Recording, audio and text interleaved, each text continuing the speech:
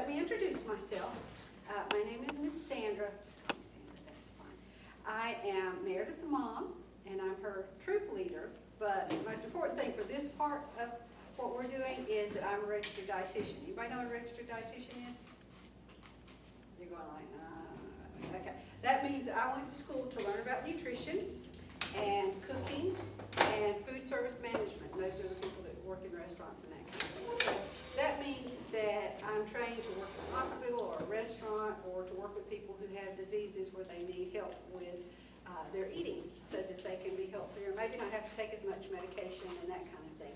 So what we're going to talk about today is cooking, and all week we're going to talk about eating in a healthier way and using a lot of the foods that we already have in the pantry or things that we can get that are more economical, because everybody needs to save money, right?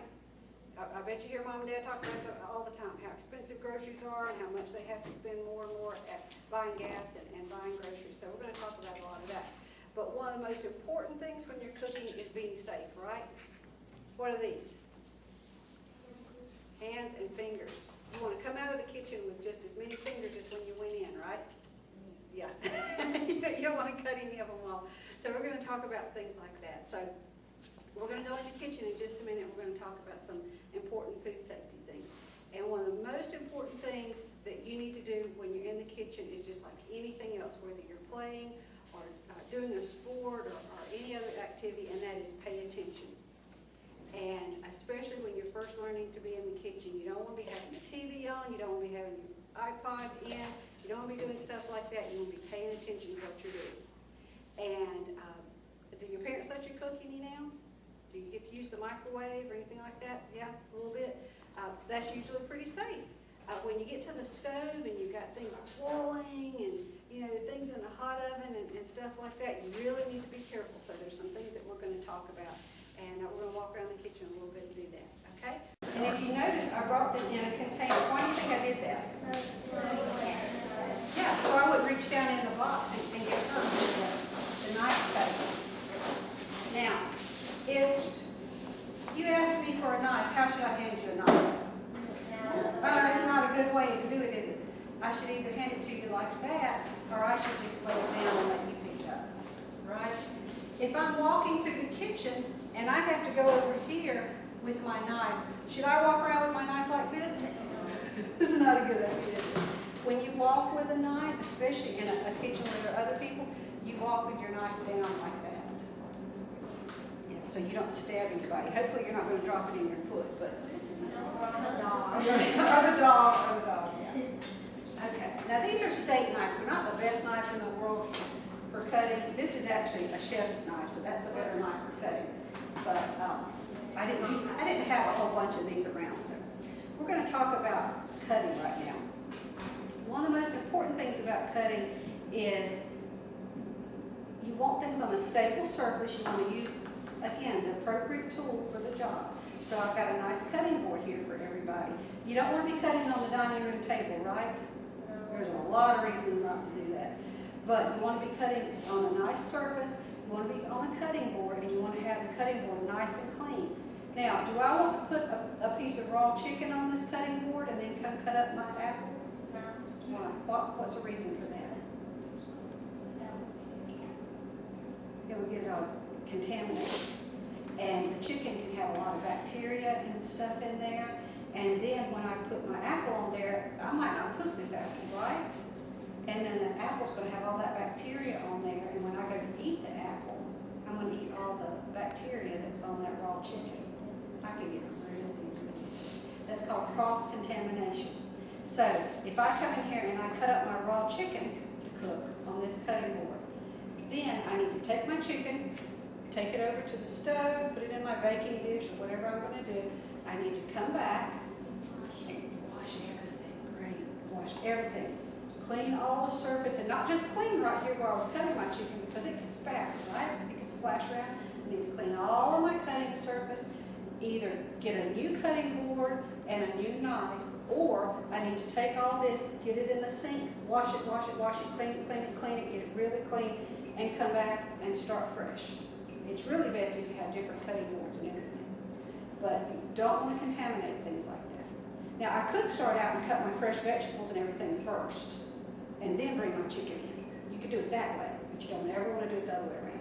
So you always want to keep those things separate. Okay, the other thing is, you want to have this on a flat surface to work with. Would that be the best way to cut that apple? No, I'm going to have to chase it around, and I could end up losing some of these fingers that I want to keep, right? So I'll put it on a nice flat surface to start with. So I do that, okay, and then do I want to like have my fingers up here where I'm going to, no. The camera really would have enjoyed getting that look right there. Okay, no, I don't want to do that. I want to keep my fingers back out of the way. So think about witches. Yeah, you want to make like that, like you're going to be an evil witch. Keep your fingers back like you're an evil witch. So keep your fingers back like that. So you're holding on to what you're cutting, but you keep them out of the way. And now cut like that. Okay, which is more dangerous, a sharp knife or a dull knife? Sharp knife. Sharp. That would make sense, wouldn't it? But if I have a sharp knife, I can go and cut it fast. If I have a dull knife, I have to go and I'm probably going to hurt myself. So in the kitchen, you want a sharp, sharp knife. Now, we need to get that core out, right? Okay. Can you see how I'm doing this? Can you do that at an angle like that? Do your knife at an angle?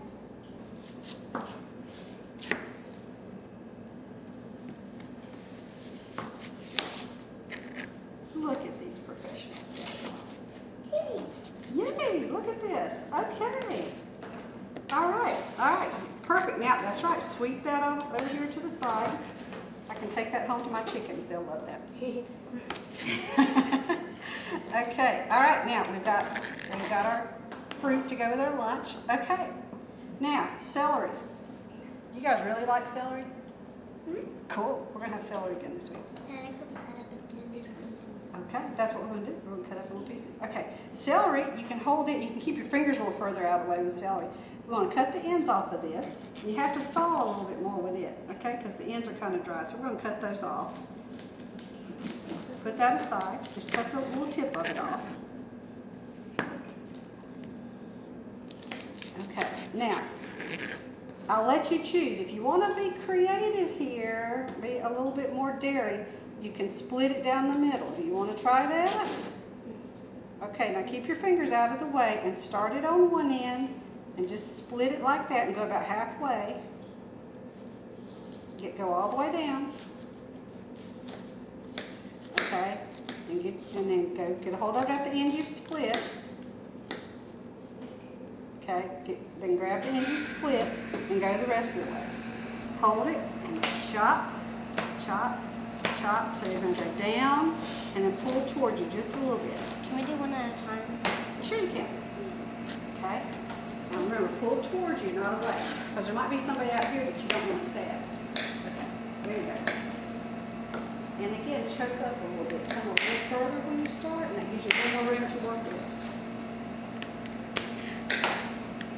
Come out a little further. When you start, come that way.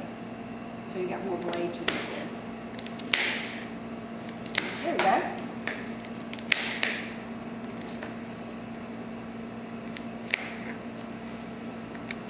Come out here a little more. You're a little close to you there. I'm afraid you're going to jab yourself. Okay. All right. You do the same thing. There you go. You guys are all using the tippy tip. You got a whole knife there you can use. Okay. Lots and lots of times when you're in the kitchen is wash hands.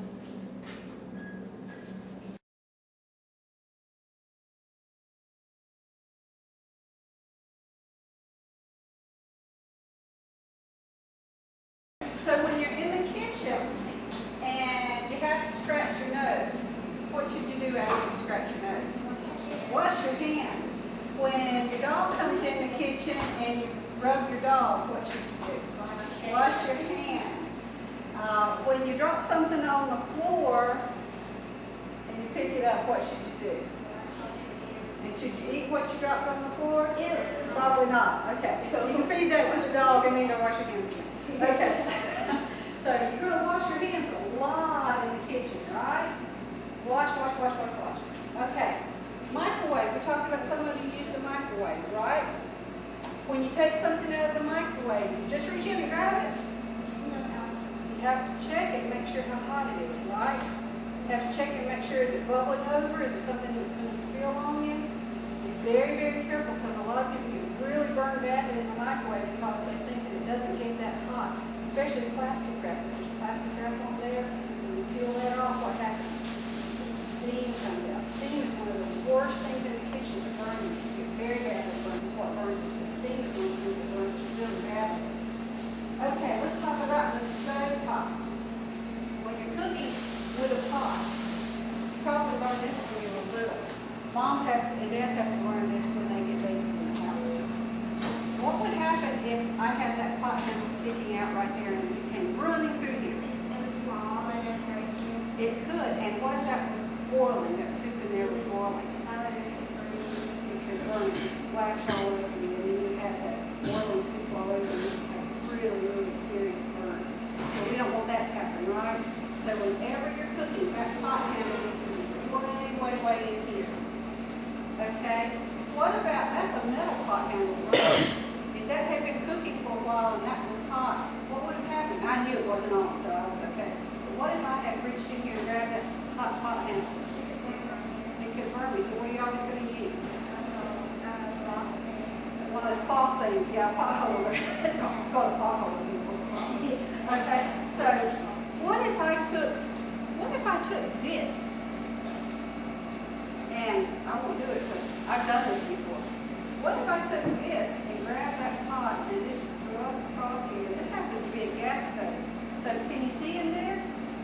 Look at that. That's called a pilot light. That's fire, right? And I drug this across here and picked that up. What would happen? Catch on fire. Yeah, I did that one time. Wasn't a good thing. So, what do you want to use? You want to use your little, this is a dishcloth that looks like a pot holder, right? You want to use your pot holder. You want to use things that are appropriate for the job. So you want to use a pot holder. Now, feel that. That's a little bit damp, isn't it? Remember we talked about what's one of the most dangerous things in the kitchen? Steam. So if I take a wet cloth and touch something really hot, that's going to make steam, isn't it? So you don't ever want to use something wet to pick up something hot, because before you know it, you're going over here with your hot pan and you're going to set it down, and I'm going to be about halfway over here, and all of a sudden that's going to make steam. And I'm going to be getting burned, and I'm not going to have a place to sit that pot down, and I'm going to get a really bad burn on my hands. So never use anything wet. Okay. Getting things out of the oven.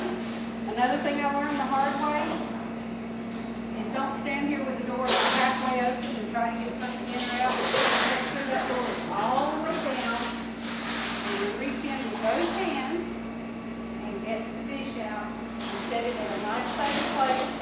We'll come back and shut that door so that you're not trying to balance things. And you ever seen Mom or Dad do that? You're trying to do about 5 things at one time, and they're keeping the door shut, and you know, all that kind of crazy stuff. Yeah, you see people do stuff like that. Don't tell Mom or Dad. All right, you ready to cut up some stuff? Let's go over here. How about you guys go around? Use your imagination. This is a refrigerator. It's a very small refrigerator. And Simonica and I, it's like the end of the week, and there's a whole bunch of junk in the refrigerator, and we're going to clean it out and see if we can figure out what we can do with it, because there's like 3 bites of a bunch of different stuff like it. So, I imagine you probably know what these are. Yep. Not a whole lot of them. All right. You want to go? And these? Carrots. Fairly identifiable stuff. Now, I want to see what you think that is, Mold. or was. Might be a better question. Cotton? Yeah, technically it's cotton balls with food coloring on it. But anyway, if this is in your refrigerator, just throw it away. It's a lost cause. Something with mold on it. Yeah. Yep. I was like... And also, this really could be in the refrigerator. I know people who found these in the refrigerator. So, I do, because I know somebody that told me they lost their television remote. Mom said I should put something weird like that in there. But I found stranger things. I found my cat in the refrigerator before. What? Fortunately, he I wasn't there found a cat very in the long. freezer. Guess who? Spinach? Yep. And then this last one kind of goes in the category of the cotton balls. It may have been lettuce at one time. Paper, shredded paper? Yep. But actually, it does sort of look like lettuce if you look at it really far away. But anyway, so aside from the two things that aren't edible anymore in the television remote, we have And the this cat. stack of stuff. And the cat. So, what do you think we could do with all that? Make a salad. You could. That's one thought. Any others? Okay. Well, the direction we're going here, and there's actually a lot of stuff you could do with that. But what we were thinking about is making vegetable soup. And that's how we always do it at my house. We just take whatever vegetables are left at the end of the week or month or whatever that we haven't used, but that there's not enough left to have a real meal with. And we just throw it in a pot of tomato soup, and it's vegetable soup. And you didn't have to spend any money except to get the can and possibly the plastic containers. But so I'm taking this with us, and we are heading back to the land of chopping. Okay, I think we are now. Okay, so we just make tomato soup the way it says to on the wrapper on the back of the can, which is usually the can of soup and then a can of water, which I always thought was strange. So each of you are going to get a little bowl of tomato soup, and you can see there's a whole bunch of stuff. You know, there's the 4 things that we found edible in the refrigerator. There's also, and I don't know how much of this you're actually going to be willing to eat, but green peas, corn, tomatoes, green beans, and tuna, which was not my idea. But I've been told that people like to put it in tomato soup.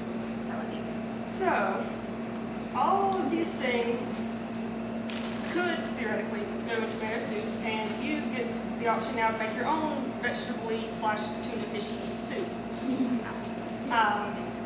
And I know some of this stuff probably seems pretty disgusting to you, but you should at least try to put a few things in there, make it interesting.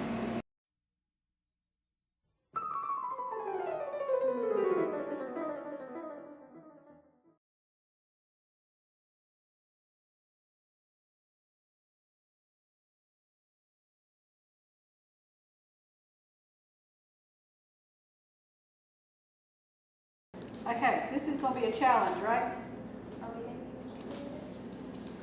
I don't know, you might wanna just watch with this one. Or you can cut up some of the pieces once I get this peeled. Let me show you how to peel one. Okay, remember how we said you need to get it stable so it doesn't do that? Well, this one doesn't really have a flat place, does it? So we gotta make a flat place. So hold it really firmly, cut off one end. This is hard. Oh, it's great. It is. Isn't it pretty though? Yeah, it's pretty. I thought it was the cantaloupe. It's a lime green, but This is a honeydew.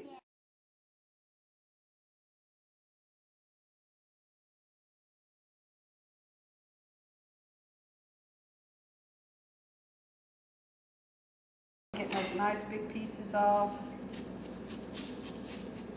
If I was trying to do that while it was rolling around, I'd be chasing this thing everywhere and probably half my fingers would be gone. Okay, now look, looks like I got it, right? Okay. looks like a lantern. Okay, now cut it in half. Okay, now see the inside looks pretty much like a cantaloupe, right?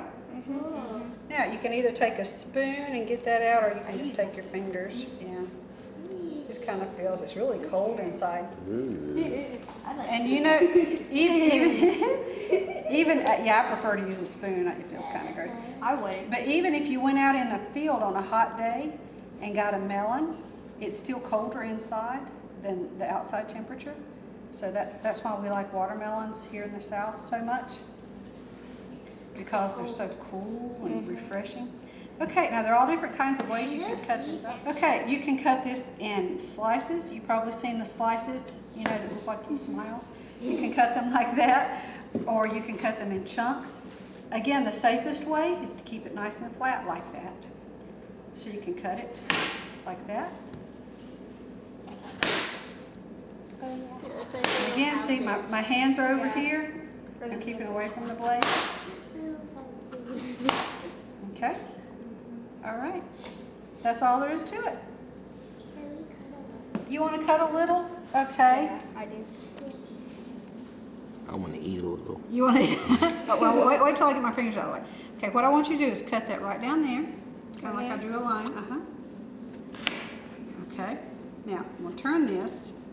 I want you to cut little chunks because we're going to put this in the food processor. Watch the pink ones. Your hands. Yep. It doesn't have to be perfect. Remember, keep your fingers curled back there. Okay, that one's good. All right, now pull the knife back. Okay.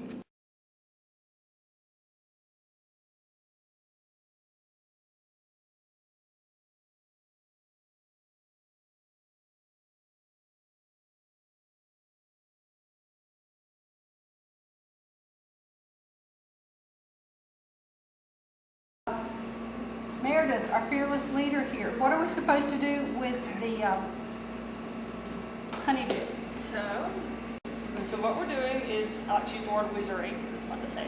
We are whizzerating each of the melons, and with the honeydew, we have some mint leaves. Okay, so in there. and what kind of juice goes with the? And the lime juice, we have different kinds of juices. Lime juice goes with the honeydew. All the Okay. green stuff together. I thought it was all the green stuff. Okay. And this is some mint from my front porch. Is it strong? Yeah. Tastes just like the gum. Except not chewy. Okay. Yeah, not chewy. And this is some fresh lime juice. And you can leave the lime juice out. It's just to be fancy. Okay. Now let's really hope this works, or we'll really have a mess. I Okay. haven't actually done this yet. We haven't actually done this Yeah, yet. could be interesting. Now we're stepping over here to the blender and pressing blend, I hope. Everybody cross their fingers.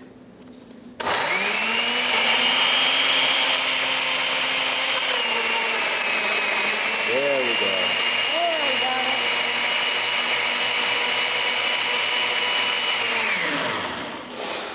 That's more like Now we got it. Let me get that little bit of mint in there.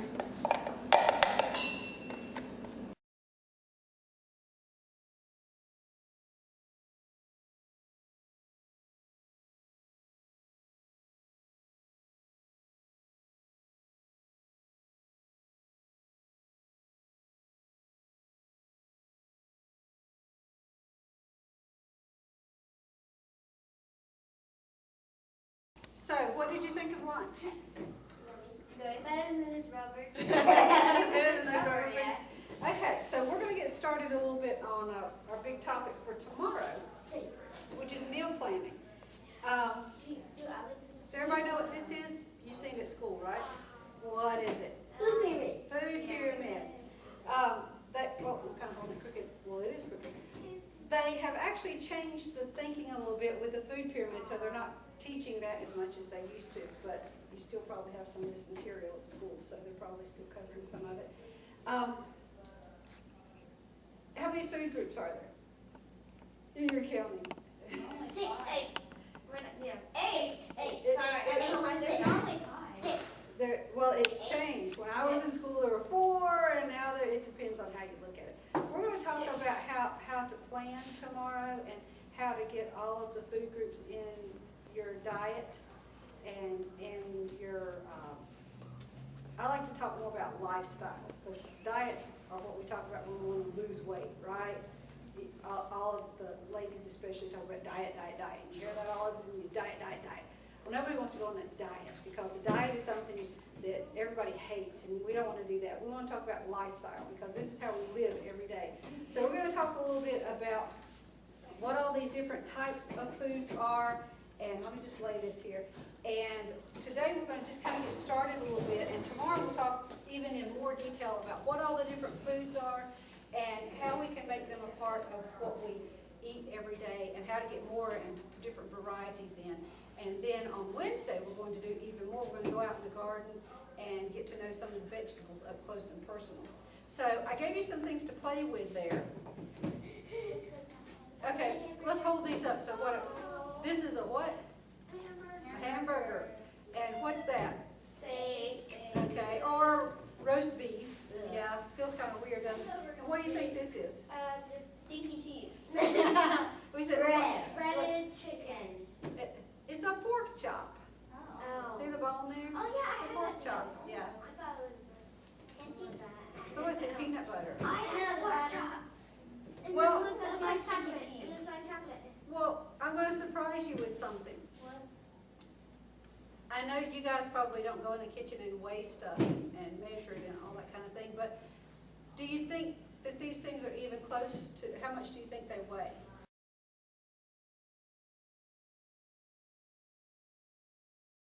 That's all 3 ounces of meat.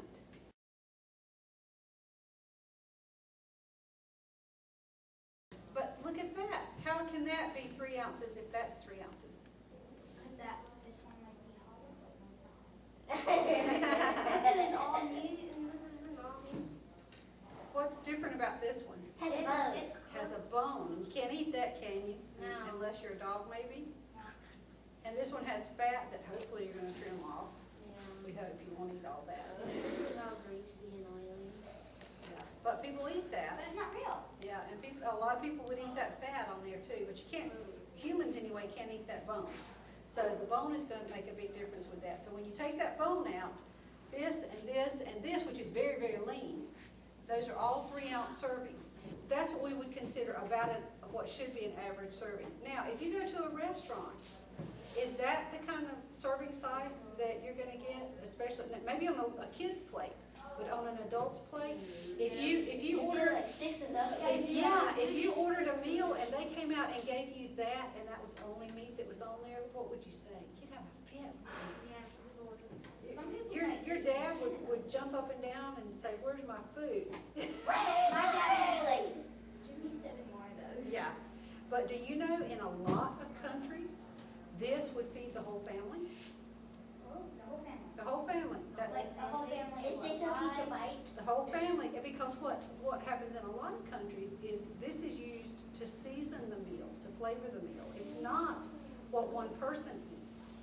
And when we look at in other countries, when we look at heart disease and cancers and diabetes and other really bad things that we don't want to have, we find that in the countries where they eat meat like that they are much, much healthier. Whereas in this country, we sit down and we eat big slabs of meat and a little bit of fruits and vegetables and healthy grains. We should eat lots of fruits and vegetables and healthy grains and small amounts of meat. Like that, but meat is still good Yeah. for you, right? No, meat's fine for you. There's no reason that you have to give up meat. But it should be a smaller portion, not a big, giant slab of it. It should be a smaller portion. And also another thing that, what are we talking about in this class? Not just nutrition, but what's one of the other things we're talking about? Saving money. What's one of the most expensive things at the grocery store? Meat. And also something that we haven't talked about, and that is saving the planet. Meat is very expensive to produce because if I go to the grocery store and I buy lettuce or tomatoes, the farmer raises the lettuce or tomatoes and they have to ship it to the store, right? Which uses gas and everything to get it to the store. But what do you have to do if you raise a cow? You got to raise the feed, you got to raise the cow, then you got to take the cow to get it butchered, you have to butcher the cow, then you have to take that meat to the processing plant, so you've got to transport it there, then you've got to process it, then you've got to take that to the plant to package it up, and then that has to go to the grocery store. So it takes a lot of money, a lot of resources to get that meat processed, a lot more than to get fruits and vegetables. So it costs a lot more resources to the planet to process meat we're eating. So that's one of the things that we're going to look at is how much we're eating. So I would like you to think when you go home tonight, when you sit down to dinner, now don't make your parents mad and say, I'm not going to eat that. But look at what you're eating, and if you go out to a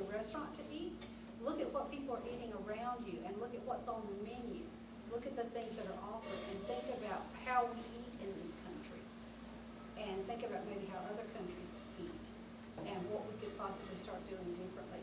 And tomorrow, what we're gonna do is we're gonna look at how we plan our meals and how we can maybe do things a little differently.